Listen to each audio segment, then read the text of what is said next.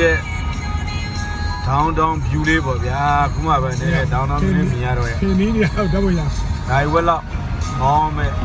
နေရာပေါ့အခု2နာရီ2နာရီနီးပါမောင်းလာတာရှင်လောင်းလေးကကြာလာပဲတူရွေ့နဲ့ဒါကိုယ့်ရဲ့လမ်းတစ်လမ်းနေမဲ့လားဆိုတော့မဟုတ်ဘူးကျန်တဲ့လမ်းတွေလည်းပဲအဲ့လိုပဲပြင်းရွေ့ပြီးတော့သွားတာလုံတမ်းမ traffic ချက်တဲ့မြို့ကြီးပါတကယ်ကိုတကယ်အဲ့ဒီမြို့ရဲ့မြို့မြင်ကွင်းတောင်းမြင်ကွင်းဖြစ်ပါတယ်အခုမှဒီလိုမောင်းလို့ရတယ်ခုနတောက်လျှောက်တနာရီခွဲမကဘူးတနာရီနဲ့40မိနစ်40လောက်ရှင်အောင်လေးဆိုမောင်းလာစိတ်ရှိတယ်ကြီးတော့မှကြည့်လိုက်ရတယ်ဆိုရင်ဆင်းသွားကြတော့အားလုံးပြီးတော့မှလမ်းကွာတလမ်းနဲ့မဟုတ်ညီမင်းသမီးလမ်းလေးတန်းကြည့်လိုက်တယ်အကုန်လုံးက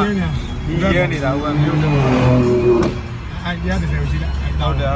တွေးသမျှလမ်းတွေကအကုန်လုံးရဲပြီးတော့ရှင်းကြည့်လိုက်ဒီဘက်ကြည့်ဟုတ်တယ်ဟိုမှာလည်းမလေးရဲတောင်းတာအဲ့ဘက်ကိုရိုက်ဟုတ်ပါအေးဒီရ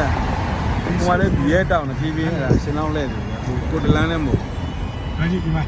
လမ်းဟိုဘက်မှာလည်းအပေါ်မှာဒါမျိုးနဲ့အနည်းဆုံးပဲဒါမျိုးနဲ့ဖြတ်တော့လာအနည်းဆုံးပဲကဲ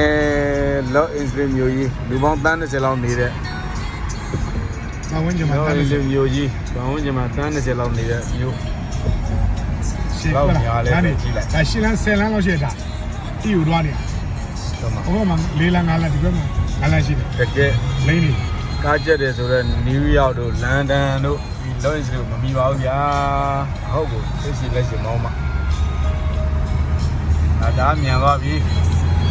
မလေးခုနမောင်းတော့ရှင်လောင်းလဲတယ်ပါလဲနွားလဲမောင်းတာမှရှင်လောင်းလဲတဲ့နွားလေးကမှမြန်နေတယ်